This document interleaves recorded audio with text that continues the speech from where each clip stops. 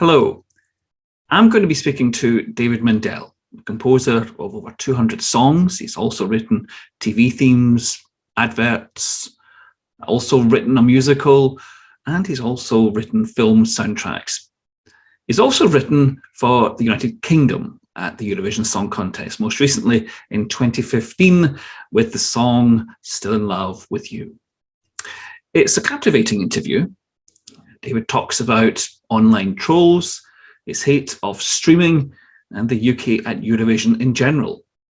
He's lived in the south of France for close to 25 years, and he still performs at local events, which you can check out on his YouTube channel. He's a gentleman, and I know from first-hand experience, this interview got off to a good start, and we spoke for close to half an hour, only for me to suddenly realise with absolute horror that I hadn't pressed the record button. Well, I tried to blame the computer, of course, as you would, and I had a very pink face. I just said to him, David, this isn't recording. And all he went was, oh, and we started over. I mean, we just started over. He didn't flinch. He didn't groan about it. We just sat and we chatted again. Now, many others, and I'm probably one of those, would have been quite annoyed, but he wasn't. And that alone sums up David Mindel. He's a great man, great experience, and I love to listen to him. And I hope you do too. So sit back and enjoy. Take a look. Hello, right. Tommy. Nice to see you. Hi, David. It's nice to see you. Listen, I'm going to belt through questions here that I've got for you. And our overriding thing that we're going to talk about is obviously Eurovision. Now, you've written 200 songs, you've written musicals, you've written soundtracks, and so you're a very experienced man. Obviously, jingles were a big thing as well in your career, as well as TV themes. Now, one of the things that I'm going to ask you is that nowadays, songwriters don't seem to be making as much money as they used to do, certainly in your time. And I think streaming seems to be one of the key things that you really detest. Is that correct? It is. It is. I obviously have quite a lot of material on Spotify. And the others, Apple Music, because I have no control over any of them. But I have never subscribed to Spotify because I don't want to give them any more money. Right, yeah. And going back, if we go back a long way before most people were even born, the majors really did control the business then. You know, there were 4 record companies. There were 3 or 4 smaller record companies, and there were quite a few publishing companies. So as a songwriter, even a non-performing songwriter, you could arrange to send your tape in or your acetate, whatever you did then, to a publishing company who would either think you were good or in most cases think you weren't. And having been part of a publishing company, I know that out of 200 tapes, we only maybe took 1 or 2 people. Mm-hmm. But if you were taken, you were promoted by the publishing company because the producers, and there were people called A&R managers, they've still got the name A&R, and half the people in the record companies who call themselves A&R managers don't know what it stands for. It stood for artist and repertoire. So the label would sign an artist because they're a great singer and performer. They would then look for the repertoire, the songs, to put with the artists. Mm-hmm. So there were a lot of artists who didn't write, who would cover songs by the songwriters who didn't necessarily sing.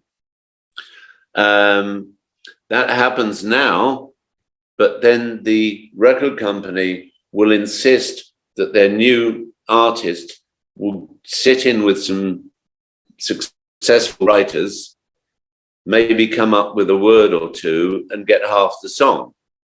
And you'll finish up with, that tend to be the same groups of writers. They're the in crowd, they're really good, I admire them. I'm far too old to be doing all that, but they'll have 4 established guys in a room a workshop, if you like, and the artist will come out as a major owner of the song. Back in the day, our songwriters, we'd send songs out, they'd get rejected, they'd get picked up, they'd record them, and we would receive income from each single sold, and we would receive income from every radio play worldwide. So we could make a living without having massive hits, even just by the build-up of this song there, this song there. And I remember somebody complaining that there were 45 singles released every week, and how are they going to get airplay? And now there are 55,000 songs uploaded to Spotify every day. That's amazing. So everything's been diffused. It's just part of the business. When I started doing commercials, there were 10 of us doing it, and we got basically all the work. There were 10 or 12 voiceover artists basically doing all the work. There are now 2,000 people writing jingles, and 30,000 people on Voices 1, 2, 3, and so on, trying to get work as voiceover artists. So it might be fairer now. And before, where you could never, if you weren't with a record company or publisher, your music would not get to the public. You, Tommy, can write a song this afternoon, record it on your computer, and then put it to YouTube and upload it to Spotify. So it's great that everybody can create and have something out there available. But it's trying to make an income out of it, isn't it? It's the problem. That's the big issue, because the thing is that there's a gap of 40 years. I hate to say that, between say 1975 and 2015. 1975 was the year that really kind of things took off for you, because you entered a song in the Song for Europe for the UK, Don't Throw It All Away, and it was it finished fourth, and it was sung by the Shadows. They then put that onto an album, and the song was then picked up by various other artists and were recorded. 40 years later, in 2015, Still in Love with You, it was a whole different ballgame, wasn't it? It wasn't getting as much airplay either. It was more hard work, wasn't it, for you to try and get that song heard? it was. At one time, I said to my wife, I think I'm done with this. I've been working on this so long. Because back in the Shadows day, we simply entered a song which went to the Music Publishers Association, and a lot of us would volunteer to go and be judges, but everyone was a professional as a publisher or a writer, and anyone could enter. If you were a published writer, then it didn't cost anything. You just entered the song, sent in the lyrics in a cassette or whatever it was back in the day. And anybody could enter, but they would pay £15 or something. So there were thousands of songs, and we used to go in for the first judging and sometimes have a little smile on our face. And after 90 seconds, you could put your hand up and say, enough. Yeah. And then there would be a second lot of judging until it went through to the BBC, where there were writers and publishers and BBC people. But when you got your song selected, if you won, it was the single. Paul Curtis was Let Me Be the One was the single. It was a hit. Yeah. I can't remember who was number two, but that would have gone on the B-side of the single, because you used to have things called records then that had A-side and B. And on sales, the B-side got the same amount of money as the A-side, but the A-side was the one that obviously got the airplay that got more money. For the rest of us, we got to be on the album, which was also good. The Shadows were my heroes. They still are. I know most of them, but they're absolute my heroes. To be on there, to have a song with Olivia Newton-John on the album, magic. And by coincidence, John Farrar from the Shadows went to America to produce Olivia, played her the song, and she did it as well. And we had a magnificent publisher, sub-publisher in America, who started placing the song a country hit and an R&B hit. And then Clive Davis at Arista picked it up and recorded it with 3 of his artists before Barry Manilow did it. Mm-hmm. And I actually only found out that, was it 2 or 3 weeks ago, that Helen Reddy had recorded it as well. Mm-hmm. And I didn't know. Mm-hmm. And David Mackay, a producer in England, well-known producer, sent me a version by English actor, people probably won't remember now, called Vince Hill. He did it as well. I had no idea. Yeah. No idea. All these versions came out in different countries. Now, so how does that change your life then, having a really hot song, a song which is suddenly getting all this attention? How does it change your life financially and also professionally? Well, financially, a little bit after that, I was in a situation where my old writing and singing partner wanted me to do a jingle for he was working for an advertising agency. And I said, I don't do jingles. And he said, well, we're going to lose Carnation Milk account if we don't do it over the weekend. All the jingle companies they know are closed. I promise we'll do it for them. Very persuasive guy. We've been in business. We were in business for 30 something years. So we did it and they kept the account. And we got a check for however many thousand for writing this 30-second piece of music. So I thought, this is not a bad thing. Mm. And then a third guy who was a voiceover guy who was one of the top people then, he wanted us to start a company, but we didn't have the money. So we couldn't start a company. But when we had that song, I remember going to my bank manager. Right. My partner, who was with the advertising agency, got fired because he'd resisted. I've got a job. And then he rented his house out to Keith Moon. Right. I went to my bank manager in Ealing, and my wife was earning more money than I was. That I showed him charts from around the world with this song on it and said, I haven't got the money at the moment, but it's going to come in. And he allowed us to have the money to start the business. So that kind of financially let us start a business that grew to be fairly successful. So it made a lot of difference. And then, of course, fast forwarding to 2015, you were selected out of 500 songs, an internal selection, and Electro Velvet represented the UK with Still in Love with You. Now, I have spoken to you about this before, and you've been really, really helpful, and you've always been accommodating and explaining the whole experience of that song. It got such a negative response at the very outset. I'm just curious as to how you felt and where you were when the first reviews started to come in after the song had aired on the BBC's Red Button. Well, I think if you write the British entry, you have this kind of dream at night that you're going to win and everyone's going to love it, but you're also aware that I don't know who they are. There's a wave of people waiting for the Eurovision entry who are almost always going to dislike it. Mm-hmm. So that wasn't a surprise. And during the first 2 weeks, we had more dislikes on YouTube than likes, which was pretty good going. If you had a video of somebody killing an old lady, they'd probably get fewer dislikes than we did for that song. But we've kind of been around the block a bit, so we knew what to expect. And somebody actually sent a message to me, why did you write the worst song ever for Eurovision? Yeah.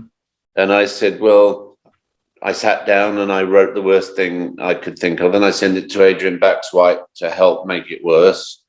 And then when it was as bad as it could be, we sent it to the BBC, and they went through 500 songs and chose the worst song they could possibly find. And there you are. That's the British entry. That's how it works. I mean, the negativity spread out onto social media. And I actually recently saw a video, and I'm not going to mention the where I saw it from. And I was pretty annoyed when I saw it, because the person said something like they were embarrassed they were not going to go around saying they were British, they were going to say they were from Andorra, because so embarrassed by the song. That was back in 2015. If you were to meet your fiercest critic of that song now, what would you say to them? Nothing really. There's nothing to say, because this guy was trolling me for a long time. And every time I put something on YouTube and he finds it, he'll make a comment and press a dislike. And this is sad. I mean, it happens with a lot of these people. Bianca had it far worse than we did. And he turned up on somebody's friends list, you know, and I said to her, "You know this guy?" She said, "Well, I haven't befriended him. He's rather a sad case. He's 46, lives with his mother, and his pet rabbit died and he was suicidal, and, you know, he doesn't work." And I think, well, poor guy, his only way of expressing himself is to troll people. And I would try and be nice to him. I think I'd put my arm around him and say, "I'm really sorry you didn't like the song, and hopefully you'll like one of mine one day," but he won't. And do you think that the UK, they seem to have this every single year, whereby the UK, I don't know, fans, some fan sites, deride the entry so much that by the time the song gets into the competition or gets to the contest, that other countries are no longer interested, because they've been reading all these negative comments coming from the country. So do you think it really does affect I'm getting my words tongue-tied here, but do you think it affects the chances of the song doing well with all this negativity? I'm not sure. You know well that in certain areas, the Baltic countries and in Scandinavia, that they know each other's songs from the regional finals, the televised, the countries finals are televised, they're on the radio, they hit records. So I keep saying records, I'm so old-fashioned. And they already know and like the song. So Eurovision comes on, they hear the Swedish song that they've been hearing for months, say I'm Norwegian, they hear the British song they've never heard in their lives before. And even if it's a real grower, it's too late, they hear it once. And even the judges only hear it twice.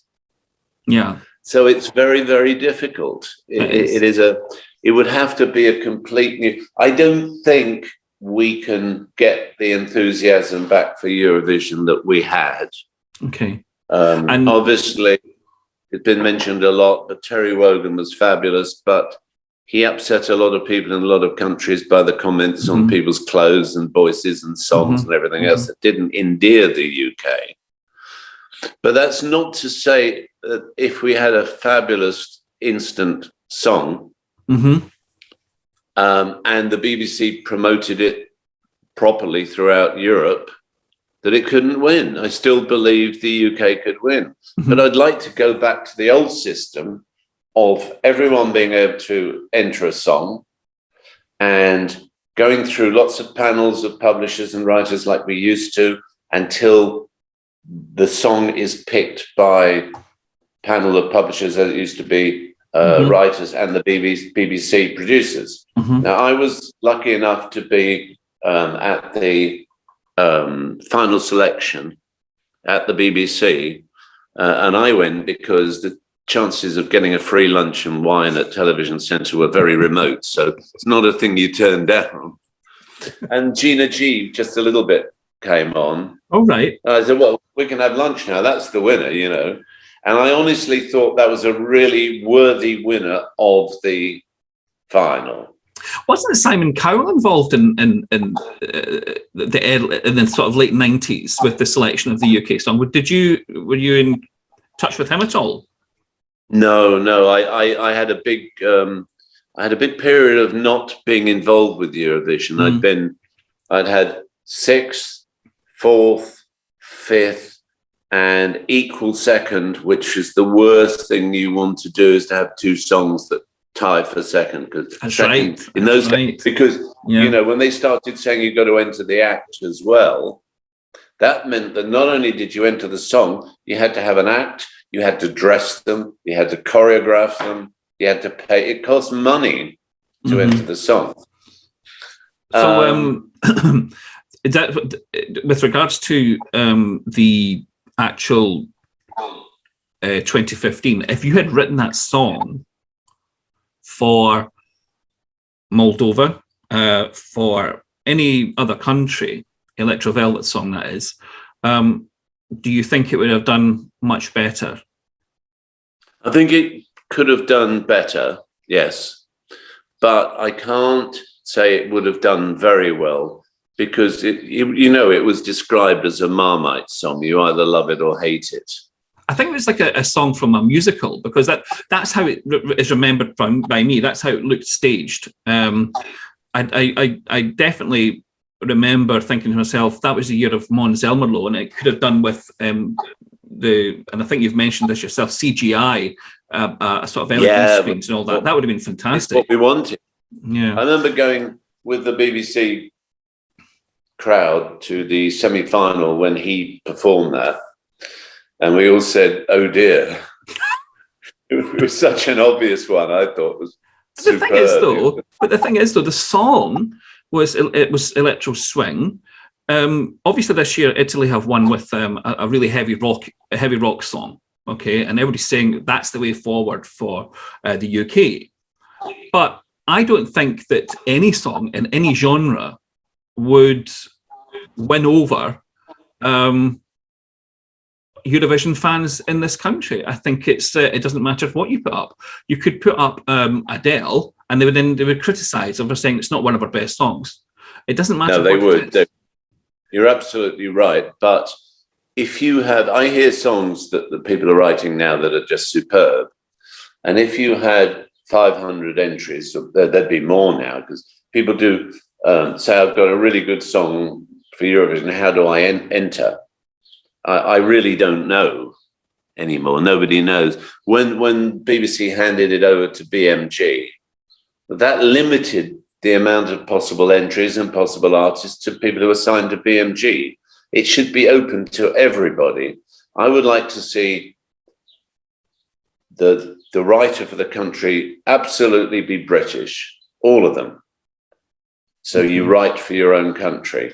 We know it's not a song contest anymore. It's an extravaganza, of which the song is the least important aspect in theory, but sometimes really great songs come across. I mean, I did spot the Italian one as a potential winner, I must say, but I didn't love it.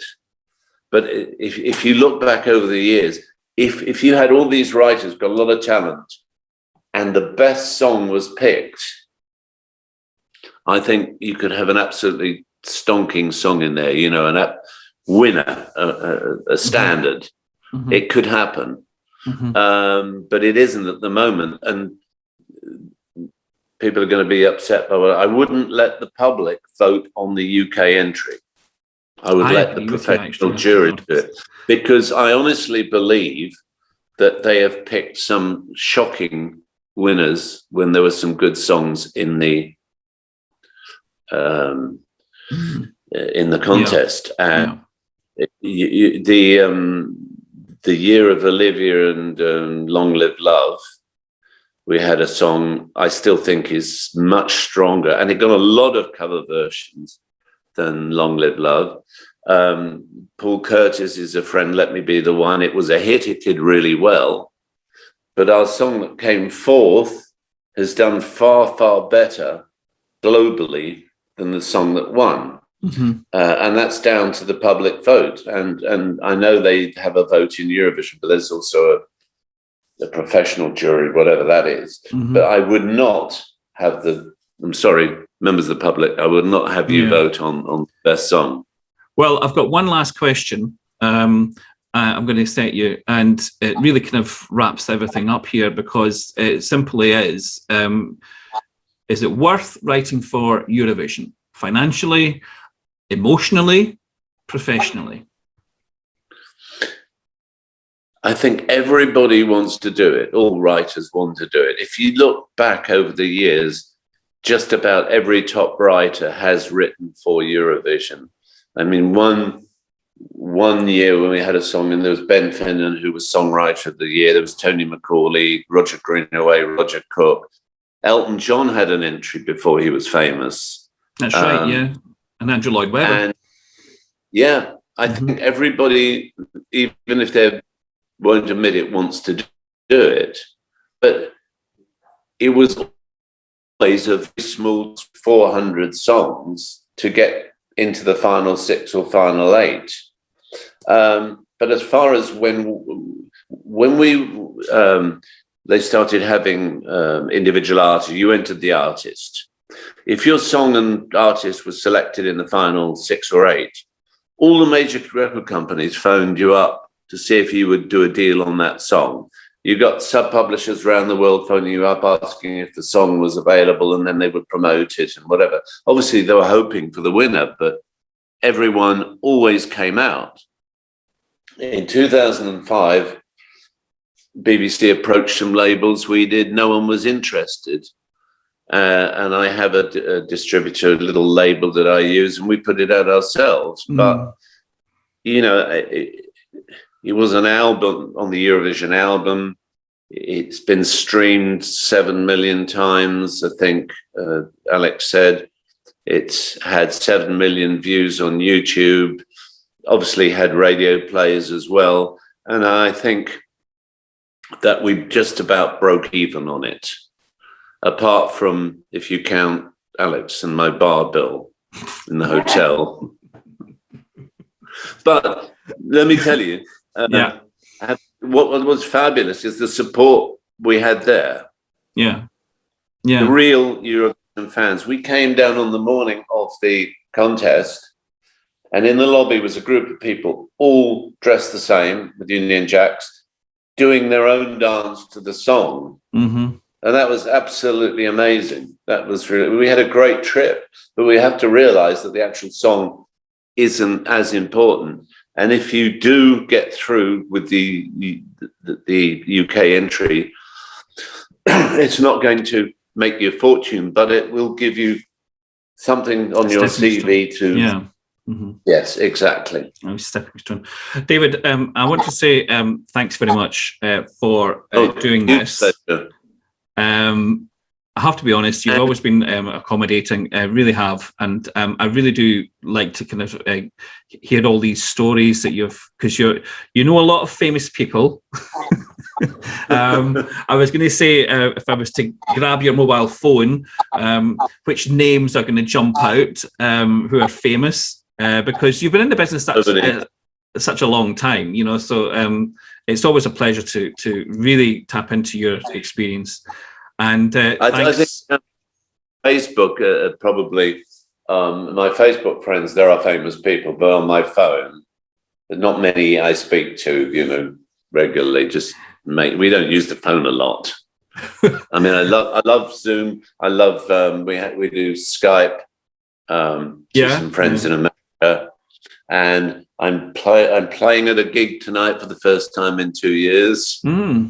Good. I'm opening for Ashley Campbell, who is Glenn Campbell's daughter, who's staying here at the moment, and she's that's an interesting thing. Well, that's an interesting thing you've said then, because I was going to ask someone else this on another interview, but live performances have really taken a bit of a kick over the last year. Is this the first time that France are beginning to open up sort of like events? Monday was. Okay. Monday the 21st was our Fête de la Musique in France. Right, okay. Where every village has a musical event. Every bigger village has 2 or 3 groups, and everybody plays for free. And they opened it up with limitations. Now, 2 years ago, I put a band together with some of the best players from England. Ray Russell, who's played with Tina Turner, George Harrison, Johnny Halliday over here. Don Gould, who's arranged for so many great people, Steve Hampton from Dead Crow Road, who's a brilliant guitarist, Adrian Bax White, who wrote the Eurovision song with me, played drums. Two girls came up, and Alex Lark from Electro Velvet came uninvited because he does, you know. And we couldn't rehearse. You know, people turned up on the day, and we did well-known songs. And the village said they'd never seen anything like it. We were invited back this year, but of course with COVID, couldn't happen. So the only way now, emerging artists know that they have to work, they have to tour to make money. They used to tour for a year before the album came out, put the album out and it would sell. Now you have to put the album out to help you get the live work, and then hopefully sell the CD and a bit of merchandising, because live gigs, selling merchandising and CDs is the only way they will make money, not from radio, not from TV, not from performance, which is really sad. And obviously I know a lot of musicians who have earned nothing in a year. It's dreadful. I mean, because that was their only way of earning a living. And that's our friend Steve had Dead Crow Road. He did a gig last week. I think it's the first 200 quid he's earned in a year. You know, it's dreadful. Yeah, and Ashley Campbell is brilliant. He's had 2 albums out. You go on YouTube, million views on this, million views on that, but it's live work that does it. And we have a little cafe in the village. It's just reopened after COVID and everything. And bless her, she's agreed to come and play tonight at the cafe. Well, I hope people watching this, look up Ashley Campbell, daughter of Glenn Campbell, really talented. Well, I have to say, I wish you all the best tonight. I wish you all the best as well for the future, because I know you're still writing and you're still putting things onto YouTube. So, David, thank you so much for this. Great pleasure. Yeah. You. If anyone ever needs any advice or help, I'm always willing. I can't say I've got the answers, because most answers I don't know these days. How does a non-performing songwriter make a living? Very, very difficult. Yeah. But if you write and you love doing it and you love playing it, just do it. If you've got another job, great. You might take off and be able to give up your job, but always have your job. Listen, David, thanks very much for that. Okay.